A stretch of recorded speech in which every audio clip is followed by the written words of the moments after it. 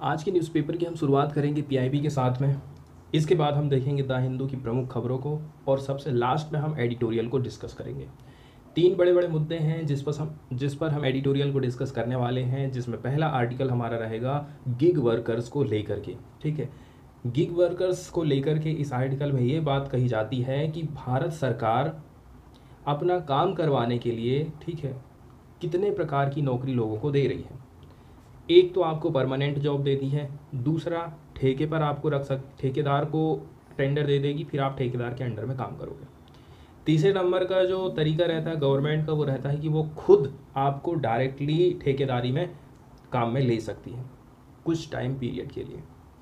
तो इस प्रकार से गवर्नमेंट जब ठेका दे रही है किसी ठेकेदार को, मतलब अपने काम को आउटसोर्सिंग कर रही है, तो उससे कहीं ज़्यादा अच्छा ये है कि वो खुद डायरेक्ट किसी लड़के को भर्ती करे, कह दे कि हम 4 साल के लिए आपको भर्ती कर रहे हैं, इतना इतना हम आपको पैसा देंगे।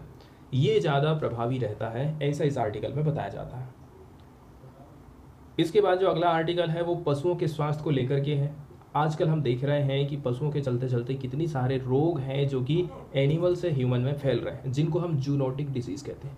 जूनोटिक डिजीज़ का मतलब होता है एनिमल से ह्यूमन में बीमारी का फैलना। ऐसे सारे रोग को हम जूनोटिक डिजीज़ बोलते हैं। तो ना केवल हमें हमारे स्वास्थ्य पर ध्यान देने की ज़रूरत है, इसके साथ साथ में हमारा जो पशुधन है उसके ऊपर भी हमें फोकस करने की ज़रूरत है, क्योंकि बहुत सारा पैसा ऐसा है जो कि हम पशुओं की बीमारी में खर्च कर देते हैं। पशु ठीक नहीं हो पाते, पशुओं यदि किसी प्रकार का संक्रमण हो जाता है तो वायरस वहाँ से फिर हमारे यहाँ पर फैल जाता है, जैसे चाहे वो कोरोना हो, चाहे वो मंकी पॉक्स हो, चाहे वो चिकन पॉक्स हो। इस ज़्यादातर जो बीमारियाँ हम देख रहे हैं जूनोटिक डिसीज़ की कैटेगरी में आती हैं। अब हम न्यूज़पेपर की शुरुआत करते हैं, लेकिन सबसे पहले न्यूज़ हम देखने वाले हैं पीआईबी की। पीआईबी की पहली न्यूज़ आई है राष्ट्रमंडल खेलों से संबंधित। हाल ही में जो कॉमनवेल्थ का आयोजन किया जा रहा है ब्रिटेन के बर्मिंघम में, वहाँ पर भारत ने और स्वर्ण पदक जीते हैं। ये स्वर्ण पदक दिलाया है 20 साल के अंचित सियूली ने। ठीक है, 2 गेम रिकॉर्ड्स के साथ साथ 22वें राष्ट्रमंडल खेल में गोल्ड मेडल जीता है। 12 साल की उम्र में पिता के निधन के बाद से जीवन यापन के लिए करना पड़ा था सिलाई कढ़ाई का काम, ऐसा इनके बारे में बताया जाता है। और भाई की वजह से हुई थी वेट लिफ्टिंग की शुरुआत। कटी पतंग ने दिखाया था पहली बार जिम का रास्ता। पश्चिम बंगाल के हावड़ा जिले के रहने वाले 20 वर्षीय भारतीय वेट लिफ्टर हैं अंचित सियूली। इन्होंने संडे के दिन बर्मिंघम में राष्ट्रमंडल खेलों में पुरुषों के 73 किलो वर्ग का गोल्ड मेडल जीता। 2 नए गेम्स रिकॉर्ड बना लिए थे, अपने नाम कर लिए। पहली बार राष्ट्रमंडल खेलों में शिरकत कर रहे सियूली ने पूरे मुकाबले में अपना दबदबा बनाए रखा था। उन्होंने स्नेच राउंड में सबसे ज़्यादा 143 किलोग्राम भार उठाकर नया गेम्स रिकॉर्ड बनाया था। इसके बाद क्लीन एंड जर्क राउंड में 170 किलो वजन इन्होंने उठाया था। टोटल दोनों को जोड़ दोगे आप तो 313 किलो वजन के साथ राष्ट्रमंडल खेलों का इन्होंने नया रिकॉर्ड बनाया। बताया जाता है कि जब ये 8वीं पढ़ रहे थे तभी इनके पिताजी का देहांत हो गया था। पश्चिम बंगाल के हावड़ा जिले के दुएलपुर में 24 नवंबर 2001 को अंचित सियूली का जन्म हुआ था। उनका बचपन बेहद संघर्ष में गुजरा। पिता साइकिल रिक्शा चलाते थे। जब वो 8वीं में पढ़ते थे उसी दौरान उनके पिता का निधन हो गया था। उसी समय उनके पोल्ट्री फार्म पर जंगली लोमड़ी ने हमला कर दिया था। इनका एक मुर्गी फार्म भी था। ऐसे में परिवार का खर्च चलाने के लिए सबको काम करना पड़ा। ऐसे में महज 12 साल की उम्र में अंचित को साड़ियों में जरी और कढ़ाई का काम करना पड़ा था, और धीरे धीरे करके फिर वो एक टेलर का काम चालू कर दिया। न्यूज़ तो कोई खास नहीं आई है, लेकिन हम यहाँ पर ये देख सकते हैं कि प्रधानमंत्री ने राष्ट्रमंडल खेल कॉमनवेल्थ गेम 2022 में गोल्ड मेडल जीतने पर वेट लिफ्टर अंचित सियूली को बधाई दी है। इसके बाद और कौन कौन सी खबरें हैं जिनको हम देखने वाले हैं। रक्षा मंत्रालय से एक खबर आई है भारत और फ्रांस की नेवी से रिलेटेड। ठीक है, इनके द्वारा अटलांटिक में सैन्य अभ्यास किया गया है, इसको लेकर ये न्यूज़ आई है। आईएनएस तरकस ने 29 और 30 जुलाई 2022 को नॉर्थ अटलांटिक ओशियन में फ्रांस की नौसेना के साथ नेवी के साथ MPX किया, समुद्री साझेदारी सैन्याभ्यास जिसको बोला जाता है। तरकस हमारी तरफ से था, फ्रांस की तरफ से था फ्लीट टैंकर FNS सॉम। दोनों के बीच में समुद्र में तेल की आपूर्ति का अभ्यास किया गया था कि तेल की आपूर्ति हम कैसे करके कर सकते हैं, सप्लाई। इसके बाद समुद्री टोही हवाई जहाज़ फाल्कन 50, इसके साथ संयुक्त वायु अभियान का अभ्यास भी किया गया था। इसके दौरान वायु रक्षा अभ्यास और कृत्रिम मिसाइलों से युद्ध अभ्यास भी किया गया था। कुल मिलाकर के जो ज़मीन में अभ्यास रहा था वो सफल रहा। आसमानी अभ्यास दोनों देशों की नौसेना के बीच में, ठीक है, हाई लेवल का परिचालन, संचालन, पेशेवर कुशलता को बताता है। अगली न्यूज़ हम देखने वाले हैं अंटार्कटिक विधेयक 2022 से संबंधित। अंटार्कटिक बिल 2022 भारतीय संसद में क्या कर दिया गया है, पारित कर दिया गया। इसका उद्देश्य है अंटार्कटिक में पर्यावरण और इस पर निर्भर और संबद्ध परिवेश का संरक्षण भारत खुद नेशनल लेवल पर करने वाला है। यहाँ पर आप कूड़ा कचरा नहीं फैला सकते, यहाँ पर आप अवैध रूप से खनिजों का उत्खनन नहीं कर सकते हैं। इस प्रकार से इस विधेयक में कहा गया। 22 जुलाई को लोकसभा में पारित हो गया था ये। इसके बाद राज्यसभा में विधेयक पेश करते हुए पृथ्वी विज्ञान मंत्रालय जितेंद्र सिंह का कहना है कि देखिए, हम इस बिल को लेकर के इसलिए ले आए हैं ताकि यहाँ पर खुदाई, खनन, जिसको हम खनन कहते हैं, इसके अलावा कुछ अवैध गतिविधियाँ भी हो सकती हैं, इनसे हम निजात पा सकें, इसलिए हम इस बिल को लेकर के आए हैं। इसके साथ साथ में हम यहाँ पर कोई सैन्यवाही कार्यवाही नहीं करेंगे, असैन्यीकरण को सुनिश्चित करता है ये विधेयक में। पृथ्वी विज्ञान मंत्रालय के अधीन भारतीय अंटार्कटिक प्राधिकरण एक संस्था बनाई गई है, अथॉरिटी बनाई गई है, IAA, भारतीय अंटार्कटिक प्राधिकरण। इसको निर्णय लेने वाले सर्वोच्च प्राधिकरण, सर्वोच्च अथॉरिटी के रूप में स्थापित करने का प्रस्ताव भी किया गया है। हाल ही में अंटार्कटिका में यदि देखा जाए तो भारत अपने कौन कौन से ऑपरेशन चला रहा है, तो भारत का मैत्री 1989 में ये चालू हुआ था। इसके बाद भारतीय वर्ष 2012 में चालू हुआ था। ये 2 परिचालन अनुसंधान केंद्र भारत ने बनाए हैं, जहाँ पर रिसर्च वगैरह भारत करते रहता है। भारत ने अब तक अंटार्कटिका में 40 साल वैज्ञानिक अभियान चलाए हैं। NY एलिसंड स्वालबार्ड अंटार्कटिका में हिमाद्री केंद्र के साथ ही भारत ऐसे देशों के ग्रुप में शामिल हो गया है जिनके कई सारे रिसर्च सेंटर ध्रुवीय क्षेत्रों में बनाए गए हैं। इस विधेयक में पृथ्वी विज्ञान मंत्रालय के अधीन एक प्राधिकरण की स्थापना करने का प्रस्ताव किया गया है, जो कि किसी भी प्रकार का डिसीजन लेने वाला सबसे ऊंची अथॉरिटी बनने वाली। इस विधेयक के अंतर्गत, ठीक है, अनुमति प्राप्त कार्यक्रमों और गतिविधियों को सुविधाजनक बनाएगा। अनुमति नहीं है, ये अनुमति है। ये अंटार्कटिका अनुसंधान और अभियानों के प्रयोजन और पर्यवेक्षण के लिए एक स्थिर, पारदर्शी और जवाबदेह प्रक्रिया प्रदान करने वाला है। इसमें जो काम बताए गए हैं उसके कौन कौन से हैं, ये हमें प्रोवाइड करेगा एक स्टेबल, ट्रांसपेरेंट, अकाउंटेबल प्रोसेस को। ठीक है, यदि कोई चाहता है स्पॉन्सरशिप, सुपरविज़न का काम करना चाहता है, अंटार्कटिका रिसर्च में करना चाहता है या फिर एक्सपीडिशन करना चाहता है, तो इसके लिए कौन जिम्मेदार रहेगा, इसके लिए एक अथॉरिटी बनाई गई है। इसके अलावा इंश्योर करेगा प्रोटेक्शन को, साथ साथ में preservation of the Antarctic environment. Antarctica का जो पर्यावरण है वो हमेशा प्रिजर्व रहे, इस बात का भी इसमें ध्यान रखा गया। इसके साथ साथ में इंश्योर करेगा कॉम्प्लायंस बाय इंडियन सिटीजन, भारतीय नागरिक जो कि इंगेज हैं अंटार्कटिक प्रोग्राम में। इसके अलावा activity with relevant rules and internationally agreed standard, international तौर से जो स्टैंडर्ड स्थापित किए गए हैं भारतीय नागरिक उनको अब ध्यान में रखेंगे। मिनिस्ट्री ऑफ अर्थ साइंस, ठीक है, इसका क्या रहेगा, सेक्रेटरी जो मिनिस्ट्री ऑफ अर्थ साइंस का है, ठीक है, पृथ्वी विज्ञान मंत्रालय के अंतर्गत काम करने वाला सेक्रेटरी, इसका चेयरपर्सन बनाया जाएगा। IAA and the IAA will have official member from the concern Indian ministries. मतलब देखा जाए तो ज़्यादातर इसमें मिनिस्ट्री के लोग भरे पड़े हैं और डिसीजन लिया जाएगा सहमति के द्वारा, आम सहमति के माध्यम से इसमें कोई भी प्रकार का डिसीजन लिया जाएगा।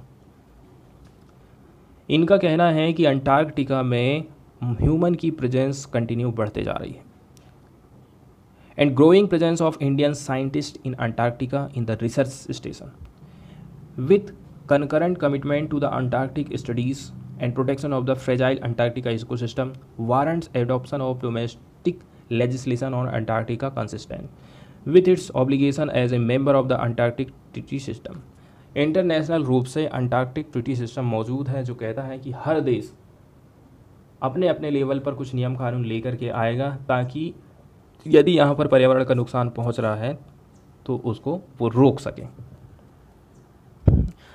द हिंदू का जो फ्रंट पेज है जिसमें GST के बारे में बताया गया है, तो हम GST की कुछ बेसिक जानकारी को देखेंगे। ठीक है, एकदम समझने के हिसाब से ही हम बात करने वाले हैं। GST क्या है? GST एक इनडायरेक्ट टैक्स है, ठीक है, जो कि पहले हमारे यहाँ पर वेट सिस्टम चलता था, वैट सिस्टम चलता था, उस वैट सिस्टम की जगह में गवर्नमेंट जीएसटी लेकर के आई है।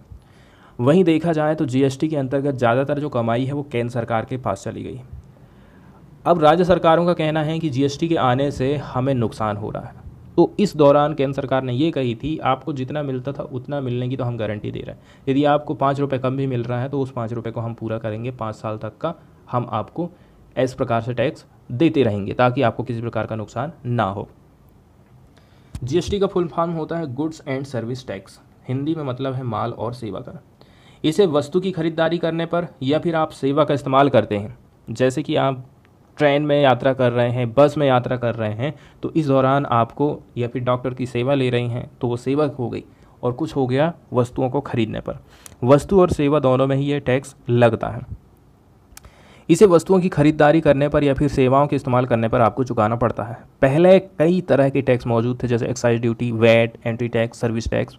इसको हटा करके उनकी जगह पर गवर्नमेंट ने एक ही टैक्स लगा दी है।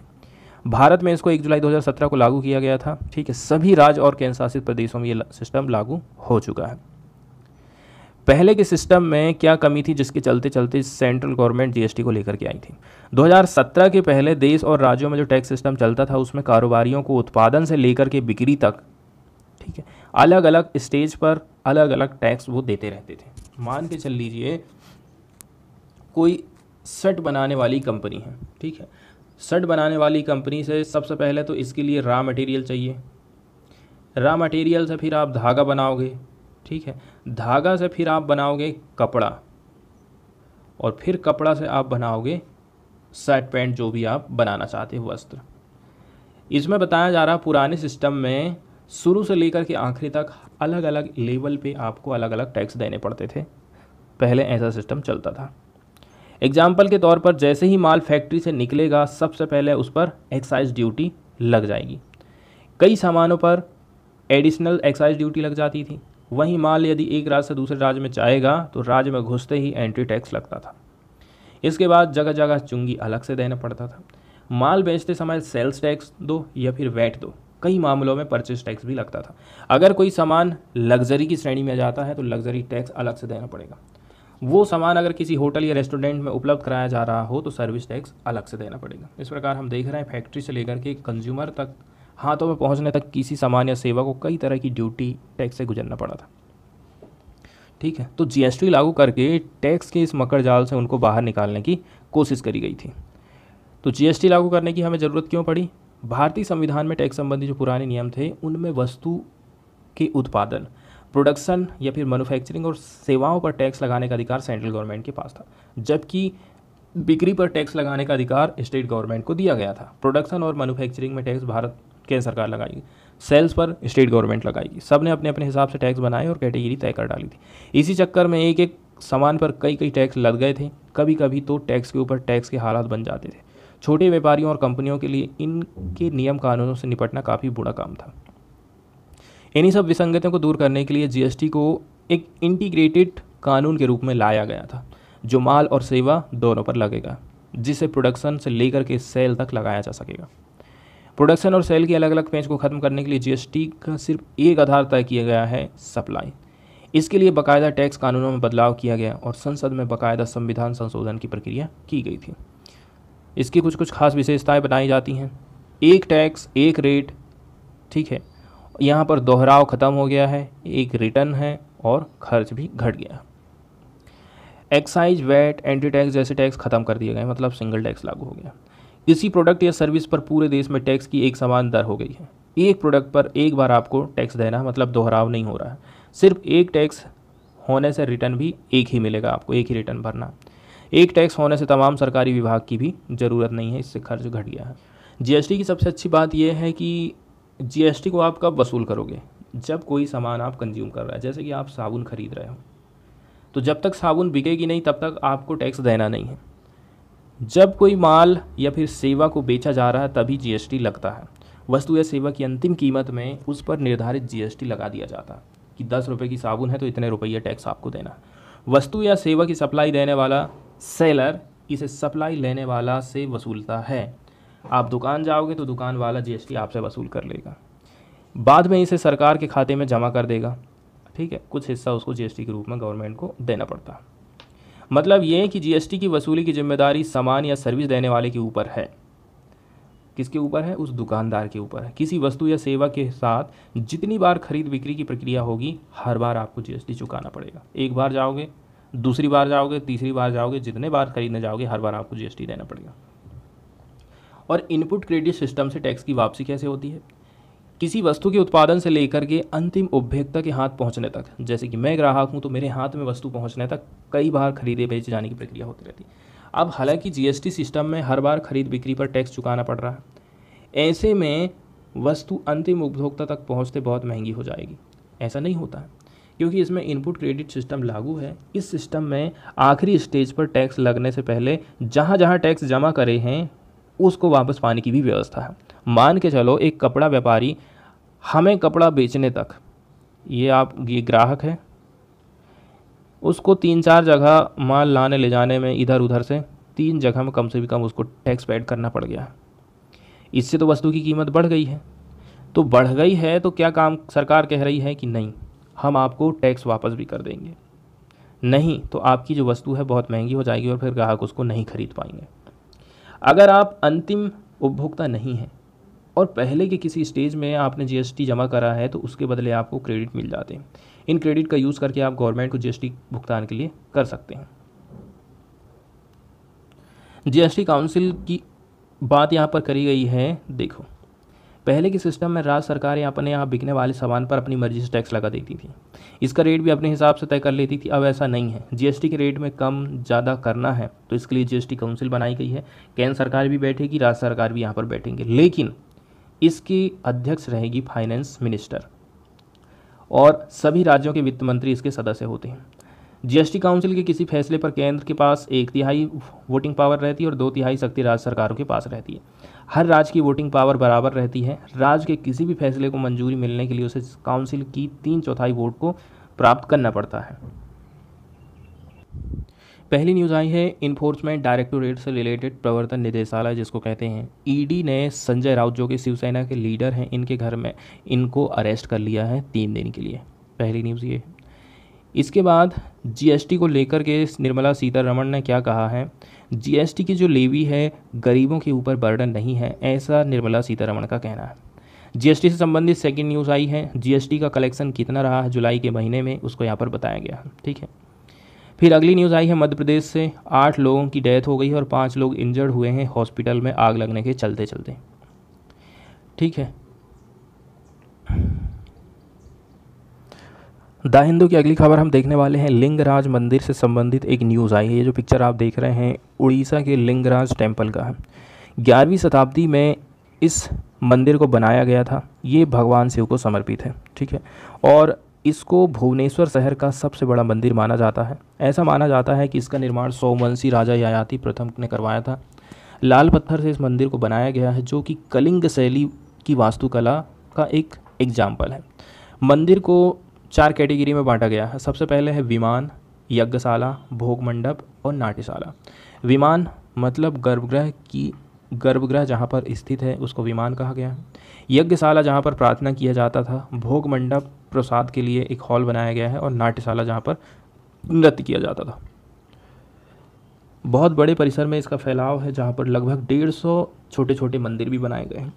लिंगराज को स्वयंभू मंदिर के रूप में जाना जाता है, मतलब जहाँ शिवलिंग की स्थापना किसी के द्वारा नहीं की गई बल्कि ये अपने आप स्थापित हुआ है या फिर प्रकट हुआ है। एक और सबसे महत्वपूर्ण पहलू यह है कि उड़ीसा में शैव और वैष्णव संप्रदाय का ये समन्वय बताता है कि दोनों समन्वित तरीके से रहते हैं। इसका एक कारण ये हो सकता है कि भगवान जगन्नाथ मतलब विष्णु का अवतार और लिंगराज मंदिर दोनों का विकास एक ही टाइम पर हुआ है। इसीलिए हम कह रहे हैं कि शैव और वैष्णव मत दोनों समन्वित तरीके से यहाँ देखे जाते हैं। मंदिर में मौजूद देवता को हरिहारा के नाम से जाना जाता है, जिसमें हरि का मतलब भगवान विष्णु है और हारा का मतलब होता है शिव। इसमें बताया जा रहा है कि गैर हिंदुओं का यहाँ प्रवेश वर्जित है। मंदिर का अन्य आकर्षण बिंदु है सागर झील, बिंदु सागर लेक, जो कि मंदिर के नॉर्थ में पड़ता है। बिंदु सागर के पश्चिमी तट पर एकाराम वन नाम का बगीचा है। बाद में हिंदू पौराणिक ग्रंथों में भुवनेश्वर की राजधानी उड़ीसा को एकामरा वन एका मरा वन या फिर आम के पेड़ के वन के रूप में संदर्भित किया गया था। इसके अलावा भी कई सारे टेम्पल यहाँ देखने को मिलते हैं, जैसे कि कोणार्क का सूर्य मंदिर, इसको यूनेस्को द्वारा वर्ल्ड हेरिटेज साइट के रूप में घोषित किया गया है। जगन्नाथ मंदिर, तारा तारिणी मंदिर, उदयगिरी और खंडगिरी की गुफाएं।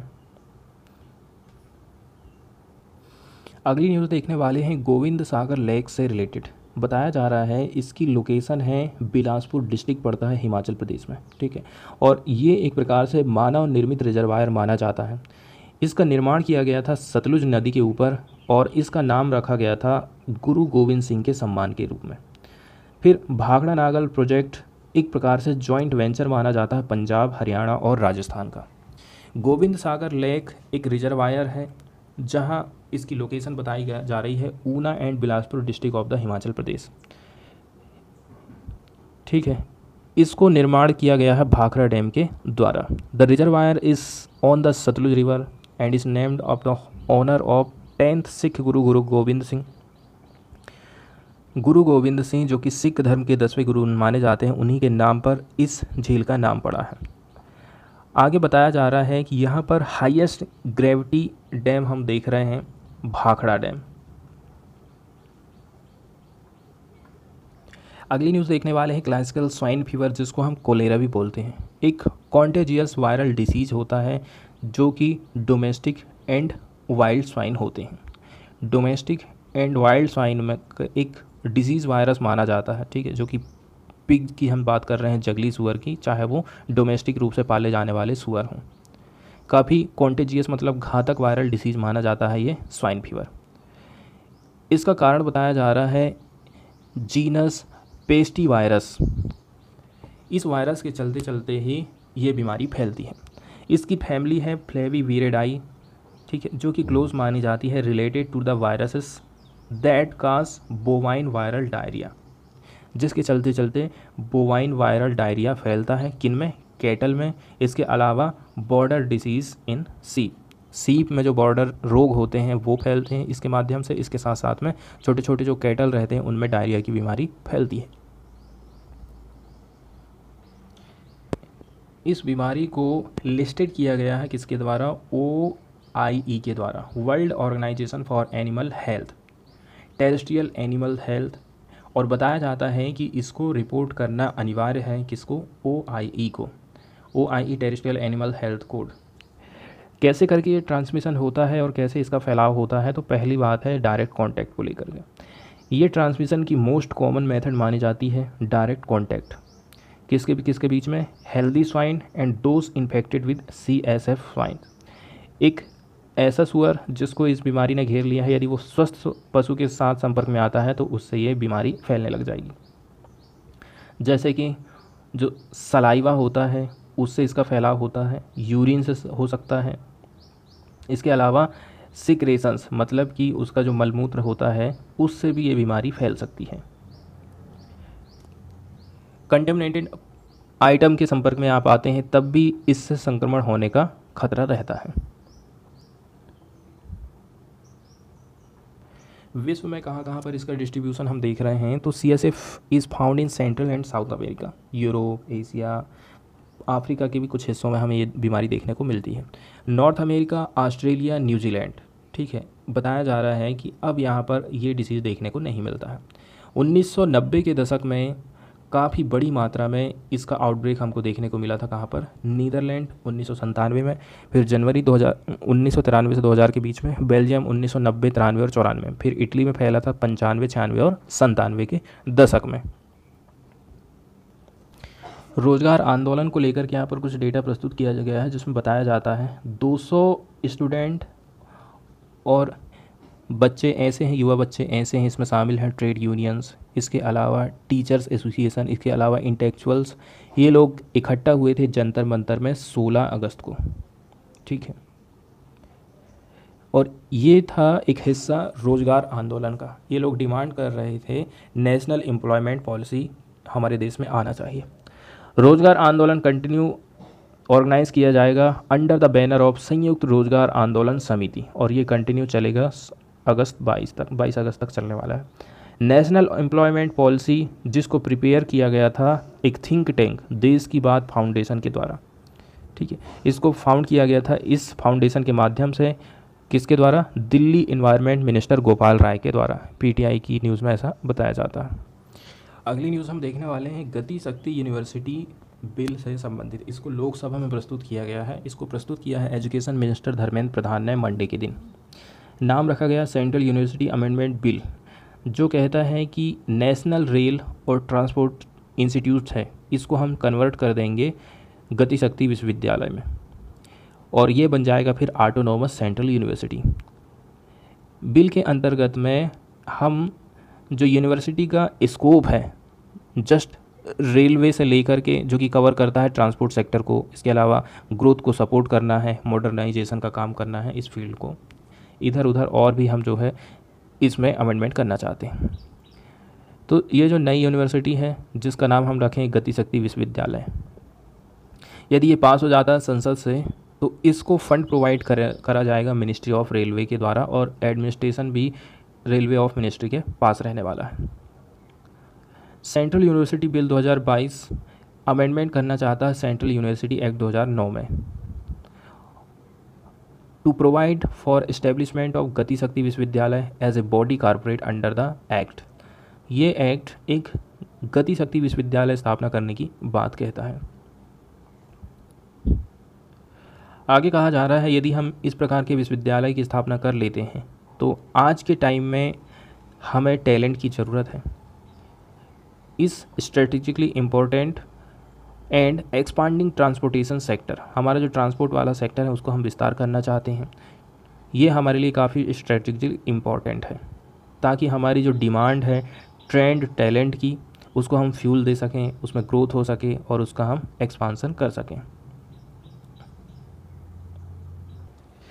इसके बाद हम सीधे चलते हैं एडिटोरियल की तरफ और एडिटोरियल को डिस्कस कर लेते हैं। ये एनिमल हेल्थ से संबंधित है। एनिमल हेल्थ की तरफ भारत को ध्यान देने की ज़रूरत है। क्यों ज़रूरत है? क्या क्या एनिमल हेल्थ का स्टेटस हमारे भारत में अभी चल रहा है? तो हमें कोलैबोरेशन करना पड़ेगा बिटवीन टू वेटनरी साइंस और ह्यूमन हेल्थ एक्सपर्ट के बीच में, ताकि हम एक इफ़ेक्टिव टूल को तैयार कर सकें। जो वेटनरी साइंस है जिसमें हम पशु विज्ञान का अध्ययन कर रहे हैं, इसके साथ साथ ही में जो ह्यूमन हेल्थ एक्सपर्ट है, दोनों के बीच में कोलैबोरेशन करके काम करने की ज़रूरत है। अब हम देख रहे हैं कोविड-19 के चलते चलते हमारा ध्यान एकदम से खिंच गया था कि हमें एक कोलैबोरेशन करने की ज़रूरत है ताकि हम रिसर्च कर सकें ह्यूमन हेल्थ के ऊपर और साथ साथ में एनिमल हेल्थ के ऊपर भी कम कर सकें, क्योंकि माना जा रहा है जो कोविड-19 की बीमारी थी वो एनिमल से ह्यूमन में ट्रांसमिशन हुआ था उसका। इंडिया के पास में जो लाइव स्टॉक पॉपुलेशन है वो कितनी है? जानवरों की संख्या 1.6 बिलियन है, जहाँ पर लगभग 280 मिलियन फार्मर ऐसे हैं जो कि अपनी जीविका चलाने के लिए, ठीक है, इन पर निर्भर हैं। पर्सपेक्टिव यदि हम देखें ट्रेड का, हमारी जो डेयरी इंडस्ट्री है हमारे देश की, उसकी वैल्यू है 1.60 बिलियन। वहीं यदि आप मीट इंडस्ट्री की बात करो तो 50 बिलियन इसका वैल्यू बताया जाता है। तो आखिर हम इनके ऊपर इतने डिपेंडेंट क्यों हैं? एडिशन वाली बात यह है, जो लाइव स्टॉक होता है और लाइव स्टॉक से जुड़ी हुई एक्टिविटी हैं, पशुधन और पशुधन से जुड़े जितनी भी एक्टिविटी हैं, ये काफ़ी महत्वपूर्ण होते हैं वाइल्ड लाइफ और ह्यूमंस के बीच में। करंट का जो एटमॉस्फेयर आप देख रहे हैं क्लाइमेट चेंज का और अनप्रिडिक्टेबल वेदर सिस्टम हम देख रहे हैं, इसी के चलते चलते किसानों की फसल ख़राब हो जाती है। ऐसे टाइम में कोई दूसरा सोर्स किसान लोग देखते हैं जहां से उनकी इनकम हो सके, तो इसके लिए उनके पास जो लाइव स्टॉक है, पशुधन है, वो एक तरह से बीमा का काम करते हैं और उनकी जो इनकम का सोर्स है यहाँ से प्राप्त होना चालू हो जाती है। अब एक तरफ तो किसान लोग इनके ऊपर डिपेंडेंट हैं, दूसरा इनमें यदि बीमारी फैलती है तो वो बीमारी फिर किसानों में फैल जाएगी, लोगों में फैल जाएगी, तेज़ी से बढ़ते जाएगी। कुछ स्टैटिक्स हैं जो कि इंडिकेट करते हैं कि ग्लोबली हमने विटनेस किया है लगभग 9,580 ऐसे इंस्टांसेस हैं, ऐसी घटनाएं हैं जहां पर डिसीज़ का आउटब्रेक हुआ है 2000 से लेकर के 2010 के बीच में, जिनमें से लगभग 60% जो डिसीज़ थे वो माने जाते हैं जूनोटिक नेचर वाले। जूनोटिक मतलब कि ऐसे रोग जो कि पशुओं से इंसानों तक फैलते हैं। ठीक इसी प्रकार से जो इंसिडेंट्स हैं डिजीज़ आउटब्रेक के across the globe have been increasing at a compound annual growth rate 6% की दर से इस प्रकार के बीमारियां बढ़ते ही जा रहे हैं ग्लोबली। इंडिया की हम बात कर लें, सालाना जो आउटब्रेक होता है जोनोटिक डिसीज़ का, इसके चलते चलते सालाना नुकसान भारत को $12 बिलियन का होता है हमारी इकोनॉमी में। अब चूंकि ये जो डिसीज़ होते हैं डायरेक्टली ह्यूमन हेल्थ को प्रभावित नहीं कर रहे हैं, ये रिस्पॉन्सिबल हैं huge consequences to the farmer को ये सीधे सीधे नुकसान पहुँचते हैं क्योंकि उनके पशुधन मारे जाते हैं बीमारियों के। इसके अलावा हमारा एक्सपोर्ट प्रभावित होगा, साथ साथ में हमारी जो जीडीपी ग्रोथ है ना नेशन की, वो इससे प्रभावित होती है। इसी बैकग्राउंड में हमें क्लोज कोलैबोरेशन की ज़रूरत है किस किस के बीच में, वेटनरी साइंस और ह्यूमन हेल्थ एक्सपर्ट के बीच में, ताकि हम एक इफेक्टिव टूल को जनरेट कर सकें और पेंडेमिक से हम हमेशा प्रिपेयर रह सकें। एक मेजर लूप होल है in the context of pandemic preparedness, हम कितने तैयार हैं किसी भी महामारी से लड़ने के लिए। तो हमारी जो प्रिपेयर्डनेस है वहाँ पर लूप होल है, और यही लूप होल एक कारण बनने जा रहा है कि ये जो है आज के टाइम में ह्यूमन सेंट्रिक हो गया, leaving a large unaddressed gap, और एक ऐसा गैप जिसको अभी तक हम एड्रेस नहीं कर पाए हैं for disease of pandemic potential in animals. Department of animal husbandry in government of India, DAHD जिसको हम बोलते हैं, तो ये काम कर रहा है ताकि इंक्रीज़ किया जा सके इन्वेस्टमेंट किसमें, प्रिपेयर्डनेस में, किसी भी बीमारी को लेकर के आप पहले से कितने तैयार हो। उसके लिए भारत सरकार की तरफ से एक डिपार्टमेंट काम करता है जिसका नाम रखा गया है यहाँ पर शॉर्टकट में DAHD, the department of animal husbandry, government of India के अंतर्गत में ये बॉडी काम करती है। इस बॉडी के माध्यम से आप अपने हेल्थ को प्रोटेक्ट कर पाओगे। ठीक है, हमारा किसानों का जो काम धाम है वो इकोनॉमिक रूप से रेजिलेंस हो जाएगा, ताकि जो इंडिया है ना वो बिकम हो सके एक world leader in animal pandemic preparedness के मामले में। अब जो department of animal husbandry and dairying है DAHD, इसने सेटअप किया है एक डेडिकेटेड वन हेल्थ यूनिट जिसमें कोलैबोरेशन था गेट्स फाउंडेशन का। फिर आया national digital livestock mission, जिसका प्राइमरी फोकस एरिया है कि हम जो है एनिमल पेंडेमिक प्रिपेयर्डनेस मॉडल को तैयार करेंगे, उसकी एक यूनिट के रूप में काम करेंगे, फोकस करेंगे। इसके लिए हमें एक मैकेनिज्म को क्रिएट करना है, बनाना है for storage and seamless exchange of data and information on live stock health. सबसे महत्वपूर्ण बात ये रहती है पशुधन से संबंधित हमारे पास डाटा का स्टोरेज कितना है।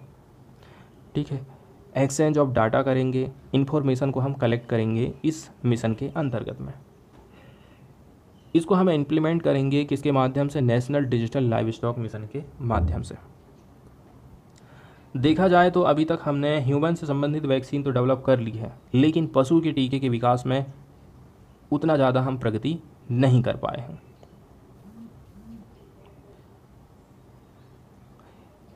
एक और फंड का निर्माण किया गया है, एनिमल हस्बेंड्री इंफ्रास्ट्रक्चर फंड। आज के टाइम में ऐसा हो गया है कि हमें इंसेंटिवाइज करना है growth of animal health industry को। हमारी जो एनिमल हेल्थ इंडस्ट्री है वो आगे बढ़ सके, उसको हमें कुछ इंसेंटिव प्रोवाइड करना पड़ेगा। कंपनी आज के टाइम में ऐसा है प्राप्त कर सकती हैं इंसेंटिव, ताकि सेटअप कर सकें, एक्सपांसन कर सकें एनिमल वैक्सीन को। इसके अलावा यदि इंफ्रास्ट्रक्चर किसी प्रकार का आप खड़ा करना चाहते हैं तो एनिमल हस्बेंड्री इंफ्रास्ट्रक्चर फंड के अंतर्गत आपको इंसेंटिवाइज प्रोवाइड किया जाएगा। इसके अलावा बहुत सारे इस प्रकार के ऑफिस बनाए गए हैं जहाँ पर कोलैबोरेशन की ज़रूरत है, जैसे कि DAHD कोलैबोरेशन कर सकता है office of principal science adviser, central drug standard control organisation, Indian council of agriculture research, इसके साथ साथ में इंडियन फार्माकोपिया कमीशन। इनको सेटअप किया गया था an empowered committee for animal health, ताकि जो एनिमल हेल्थ रेगुलेटरी इकोसिस्टम है उसको तैयार किया जा सके हमारे देश में। यदि हम चाहते हैं कि एक रोबस्ट पेंडेमिक प्रिपेयर्डनेस मॉडल को तैयार करें तो ये काफ़ी इम्पेरेटिव है, juxtapose the data on animal health with available data on human health. आप ये देखिए कि एनिमल से संबंधित जो बीमारियां हैं, हेल्थ से संबंधित जो डाटा वो कितना है और ह्यूमन से संबंधित जो डाटा कितना है, तो उसको हमें ध्यान देने की ज़रूरत है।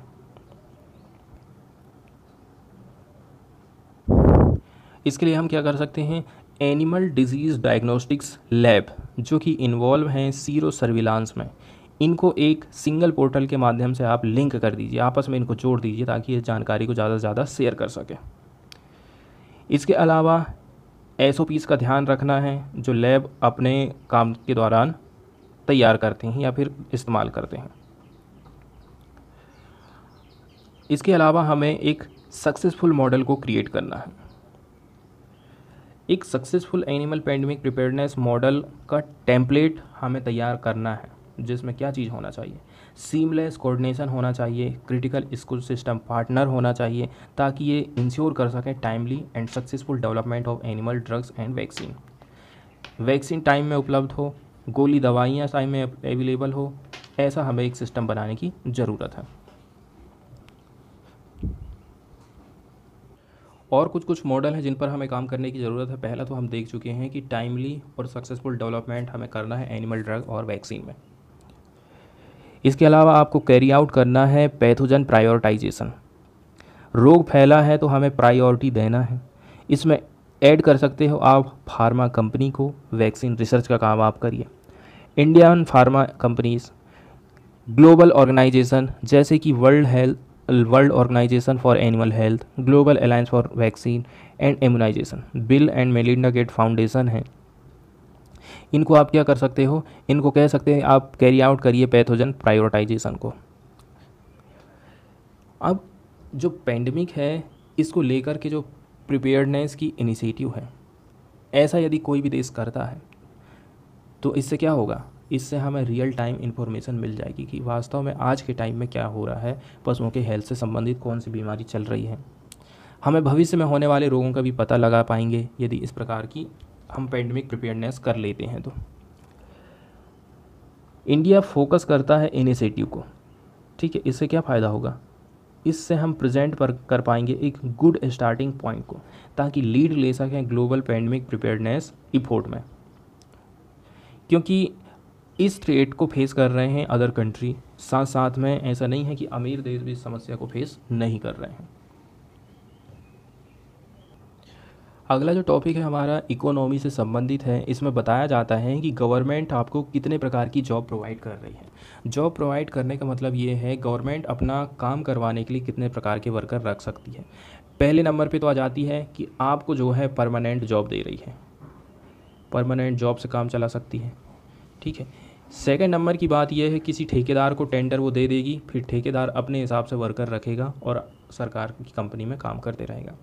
इसके अलावा डायरेक्ट क्या कर सकती है कंपनी, डायरेक्ट खुद वो वर्करों को रख सकती है और उनको काम दे सकती है। तो लेखक का कहना है यदि गवर्नमेंट चाह रही है कि हम टेंडर दें किसी ठेकेदार को, अब चूँकि ठेकेदार में यदि कोई व्यक्ति काम करता है तो ऑलरेडी उसकी सैलरी से ठेकेदार 100-200 रुपये तो ऐसे ही मार देता है। इसलिए ठेकेदार को टेंडर देने से ज़्यादा अच्छा है कि गवर्नमेंट डायरेक्ट वर्कर को नियुक्ति करे, डायरेक्ट उनको पैसा दे। एक पार्टिकुलर जैसे 4 साल के लिए उसने भर्ती ले ली, 2 साल के लिए भर्ती ले ली, 5 साल के लिए ले ली भर्ती, तो इस पर सरकार फोकस कर सकती है। ठीक यहाँ पर आप एग्जाम्पल के तौर पर देख सकते हैं जैसे कि गवर्नमेंट ने अग्निपथ स्कीम में यही काम किया है। गवर्नमेंट का कहना हम 4 साल के लिए आपको भर्ती ले रहे हैं, ठीक वैसे ही आप काम करोगे जैसे कि परमानेंट आर्मी वाले करते हैं, जो सुविधा उनको मिल रही वो हम आपको देने के लिए तैयार हैं। ठीक इसी प्रकार की बात यहाँ पर हो रही है। इसको ठेकेदारी में देने से ज़्यादा अच्छा यहाँ पर लेखक के द्वारा बताया जाता है। तीसरे नंबर का जो अंतिम आर्टिकल है वो लैंग्वेज एज ए बैरियर के रूप में प्रस्तुत किया गया है, ठीक है। यदि आप प्लस और माइनस दोनों चीज़ को देखोगे, यदि आप मदर टंग को मीडियम बना देते हो हायर स्टडी के लिए, इसका मतलब ये है यदि आप बड़ी बड़ी पढ़ाई करना चाहते हो, इंजीनियरिंग करना चाहते हो, मेडिकल चीज़ कोई बड़ी डिग्री हासिल करना चाहते हो, उसके लिए यदि भारत की सरकार कहती है आप मदर टंग में उसका अध्ययन कर पाओगे, तो इसके लिए दोनों ही प्लस और माइनस वाले रिजल्ट हमें हासिल होने वाले। अमित शाह ने लास्ट वीक क्या कहा था, इंजीनियरिंग, लॉ और मेडिसिन सभी की पढ़ाई की जाएगी इंडियन लैंग्वेजेस में। ये एक वेल इंटेंशन वाली बात है। अब उनका स्टैंड है कि one of focal point of the national education policy, उन्होंने इसी के हिसाब से ही ये बात कही थी जिसका उल्लेख नेशनल एजुकेशन पॉलिसी में किया गया, जैसे कि promotion of Indian languages in higher education, higher education में हम इंडियन लैंग्वेज को बढ़ावा देंगे। नेशनल एजुकेशन पॉलिसी 2020 प्रोवाइड करती है, ठीक है, ज़्यादा से ज़्यादा जो हायर एजुकेशनल इंस्टीट्यूशन हैं एंड प्रोग्राम्स हैं इन हायर एजुकेशन में ये लोग यूज़ करें मदर टंग का या फिर लोकल लैंग्वेज का as a medium. Besides offering programs bilingually, मतलब कि आप बाईलैंग्वेली प्रोग्राम तो करोगे ही करोगे, प्रोवाइड करोगे ही, इसके साथ साथ में आपको मदर टंग में भी प्रोग्राम कराने की बात करी जाती है। अमित शाह का कहना है कि 95% बच्चे जिन्होंने प्राइमरी एजुकेशन अपनी मदर टंग में हासिल किया है should not be left out in their pursuit of higher studies. अब हम इन बच्चों को तो नहीं छोड़ सकते क्योंकि इनमें लैंग्वेज की प्रॉब्लम है, इसलिए भी हायर एजुकेशन नहीं हासिल कर पा रहे हैं। हाल के यदि रिसेंट ईयर में आप देखोगे substantive measure have been taken to make engineering course available in Indian language. प्रयास तो वैसे किए गए हैं कि जो इंजीनियरिंग के कोर्सेज हैं वो भारतीय भाषा में उपलब्ध हो सकें। यदि जो union education minister Dharmendra Pradhan का स्टेटमेंट है लोकसभा में दिसंबर 2021 का, वो इंडिकेट करता है इस बात को। इफेक्टिव 2021-22 AICTE ने ग्रांट किया था अप्रूवल किनको, 19 इंजीनियरिंग कॉलेज को 10 स्टेट में, ताकि जो इंजीनियरिंग कोर्सेज हैं ना वो 6 इंडियन लैंग्वेज में कराए जा सके। काउंसिल ने डेवलप किया था किसको, AICTE translation automation AI tool को, जो कि ट्रांसलेट कर देता है इंग्लिश ऑनलाइन कोर्सेज को किसमें, 11 भारतीय भाषाओं में। एक स्वयं भी है open online close course platform बनाया गया किसका, केंद्र सरकार का। ये ऑफ़र कर रहा है कुछ popular courses in Indian language too. भारतीय भाषाओं में भी यदि आपको कुछ कोर्स करना है तो इसके लिए स्वयं ओपन ऑनलाइन कोर्स प्लेटफार्म बनाया गया है। अब जो गोल रखा गया है कि हम कवर करेंगे ऑल सेक्शन को as far as higher education के लिए, एक कंसर्न वाली बात है, एक यही आज के टाइम में रियलिटी हो गई है। लेकिन same time he one should not gloss over the exercise not having yield result. लेकिन दिक्कत वाली बात ऐसी है कि जहाँ पर हमें रिजल्ट नहीं मिल रहा है वहाँ आप ध्यान क्यों दे रहे हैं। एग्जाम्पल के तौर पर तमिलनाडु में तमिल भाषा के माध्यम से इंजीनियरिंग शिक्षा प्रोवाइड करने के लिए, ठीक है, कहा गया है, लेकिन इसका कोई प्रभाव ही नहीं पड़ रहा, जबकि प्रमुख राजनीतिक खिलाड़ी भाषा को एक राजनीतिक उपकरण के रूप में इस्तेमाल करते रहते हैं लैंग्वेज का। कानून के क्षेत्र में इससे पहले कि सब्जेक्ट भारतीय भाषाओं में पढ़ाया जाए, केंद्र सरकार को न्यायपालिका को अदालती कार्यवाही में भारतीय भाषाओं के उपयोग की अनुमति देने के लिए प्रभावित करने का प्रयास करना चाहिए कि कम से कम हमारा जो सुप्रीम कोर्ट है जो डिसीजन दे रहा है वो हिंदी में तो रहे, ताकि आम नागरिक उसको समझ सके कि क्या हो रहा है, न्याय के प्रति जागरूक वो हो सकें। शैक्षिक सामग्री उपलब्ध कराने में ऐसी कोई जल्दबाजी की ज़रूरत नहीं है। राजनीतिक दबाव या हस्तक्षेप के बिना नीति निर्माताओं और शिक्षाविदों द्वारा दृष्टिकोण और कार्यप्रणाली पर चर्चा होनी चाहिए। ये क्लियर करना पड़ेगा कि अंग्रेजी का उपयोग जहाँ भी ज़रूरी है बनाए रखो, इस आधार पर कोई घृणा मत करिए कि ये एक विदेशी भाषा है। स्कूलों में भारतीय भाषाओं के शिक्षण के स्टैंडर्ड और गुणवत्ता के मुद्दों को आप उजागर करिए, बताइए कि क्या क्या प्रॉब्लम है, चाहे गुजराती है या हिंदी है, यहाँ तक कि तमिल। स्टूडेंट अपनी सार्वजनिक परीक्षाओं में भाषा के प्रश्न पत्रों में असफल पाए गए, ठीक है। ऐसा नहीं है कि जो लोकल लैंग्वेज में बच्चे पढ़ाई कर रहे हैं वो फेल नहीं हो रहे हैं। भाषा के क्षेत्र के बाहर घटती रोजगार योग्यता की बात भी है, ठीक है। अब भाषा को ही आप क्या कर रहे हैं, क्या भाषा चेंज कर देने से रोजगार की योग्यता बढ़ जाएगी या घट जाएगी?